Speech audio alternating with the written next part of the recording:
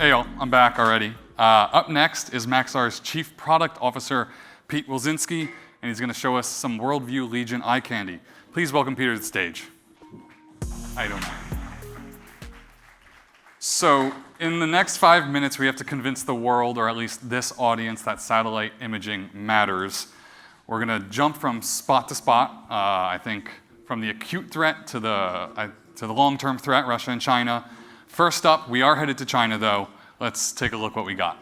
So, Perfect. What's here? What are we looking at? Well, first of all, where are we looking at? We're looking at it from space, which I just always have to pinch myself because it is just crazy that you can get imagery like this from space. It's just, from a physics perspective, pretty incredible. But we've got a next-generation Chinese carrier and what looks to be a next-generation American stealth fighter.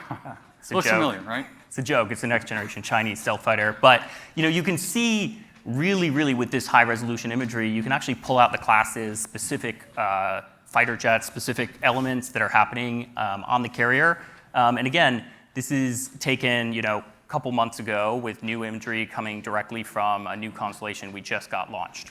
Let's jump to China. Another part, though. All right, we got some tells. They're under nets. Why is this important? This is obviously the South China Sea. Yeah, so this is sort of the classic cat and mouse game of camouflage where you've got certain signals, certain data coming out, you've got machine learning algorithms running on it, and what we're seeing is this sort of cat and mouse game across the different areas of deterrence where as detection becomes easier, camouflage goes up. That camouflage, historically has been part of trying to trick human eyes.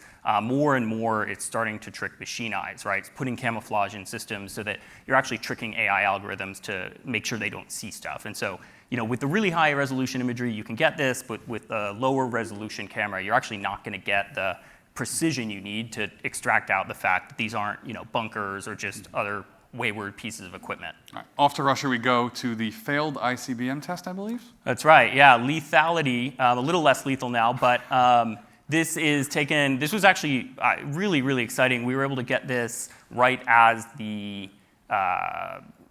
failed launch failed. And so you can really see within a day, we were able to pull out fire trucks, pieces of the response time. You've got the ability to pull the 60-meter crater out, and then the imagery analysts who are really good at this stuff are able to extract out a lot of information about sort of how did this lead up, when did it blow up, what did that mean in terms of the capability and its ability to be a threat.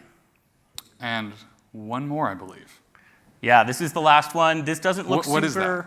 Yeah, so this doesn't look super confusing to us. We're people, we understand this is a bomber. But for a lot of the UAVs in Ukraine that have been trained to target these bombers, Russians have started putting tires on top of them, right? So we're able to extract out the fact that this is still a bomber. But this is sort of a primitive form of camouflage from a human perspective, but it's actually become really effective for a lot of the counter UAV defense tactics that Russia's been trying to apply in Ukraine. And you're seeing this in a lot of places now. Yeah, you're seeing this in a lot of places. A lot of the sort of cat meeting the mouse, meeting the cat, meeting the mouse, now you're sort of starting to do sensor fusion on top of it. So you're trying to pull out not just optical imagery, but other sort of signatures to try to detect this. But yeah, this is a bunch of tires on top of a Russian bomber.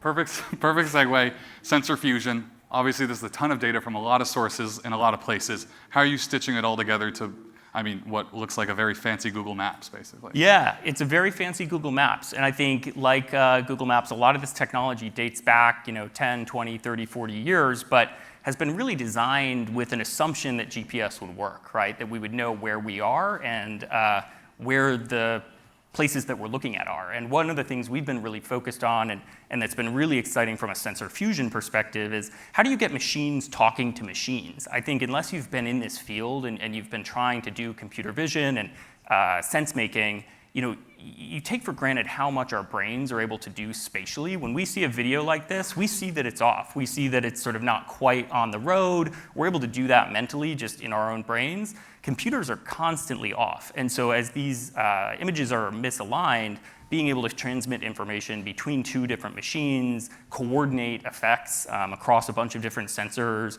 and really bring a whole weapon system to bear that's comprised of components that are manufactured, coordinated from a bunch of different organizations, it really requires a new style of mapping, a new foundational map-making system.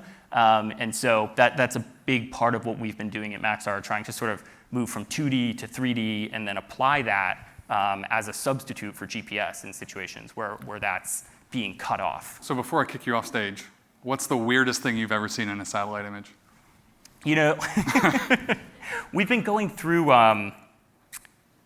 moving from launching these satellites to beginning commissioning to getting them operating. And honestly, like the most surprising thing is the stuff I don't see. When you're sitting down with an imagery analyst who is looking at these images day in, day out, and they're pointing at these things and these artifacts and these compression artifacts, there's a ton of tuning that you do, and I'm just totally blind to it. I'm like, it looks good. We can wrap it up there. So Peter, thank you for your time Cool. and your analysis on those images.